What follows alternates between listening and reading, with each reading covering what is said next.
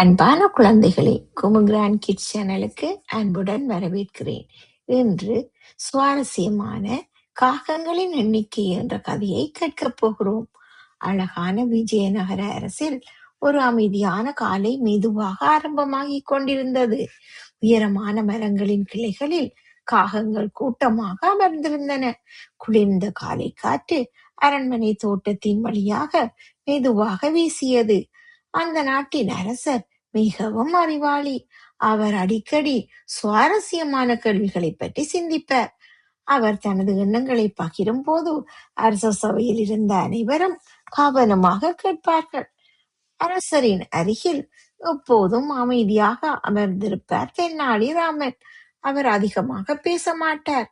ஆனால் உலகத்தை கவனிக்கும் விதம் அனைவரையும் ஆச்சரியப்படுத்தும். அன்று காலை அரசர் அரண்மனை வழியாக வெளியே இருந்த மரங்களை நோக்கி பார்த்தார். பல காகங்கள் கிளைகளில் அமைதியாக அமர்ந்திருந்தன. சில காகங்கள் மென்மையான நீலவானத்தில் மெதுவாக பறந்து கொண்டிருந்தன. அவற்றை பார்த்த அரசர், நாட்டில் எத்தனை காகங்கள் இருக்கும் என்று யோசிக்க ஆரம்பித்தார். அரச சபையில் இருந்தவர்கள் தங்கள் மனதில் அமைதியாக கணக்கிடத் தொடங்கினர்.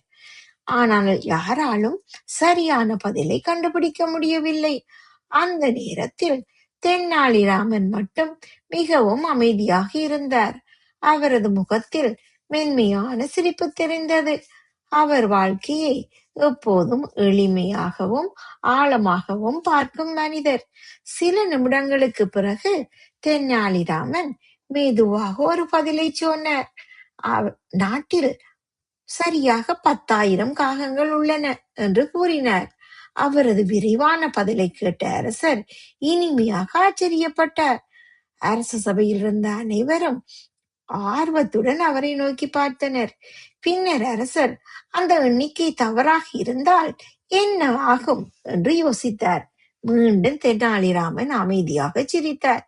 காகங்கள் குறைவாக இருந்தால் சில காகங்கள் தங்கள் உறவினர்களை பார்க்க வெளியூர் சென்றிருக்கும் என்று அவர் புத்திசாலித்தனமாக விளக்கினார்.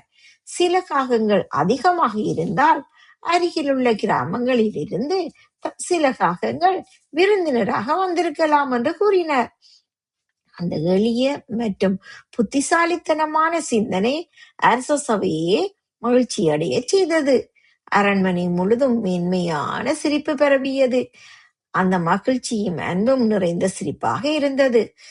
வெளியில் காகங்கள் தொடர்ந்த மரங்களிடையே பறந்து கொண்டிருந்தன. சில காகங்கள் அமைதியாக கிளைகளில் வந்து அமர்ந்தன. மற்ற சில காகங்கள் மாலை வானத்தில் மெதுவாக பறந்தன.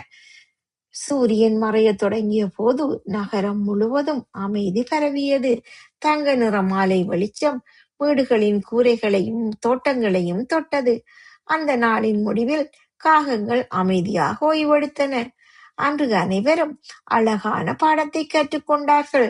சமயோசிதமான சிந்தனையும் அறிவும் மிக கடினமான கேள்விகளுக்கும் பதில் தர முடியும். சில நேரங்களில் மிகவும் எளிமையான சிந்தனைகளே மனிதர்களின் இதயத்தில் மிகப்பெரிய மகிழ்ச்சியை ஏற்படுத்தும்.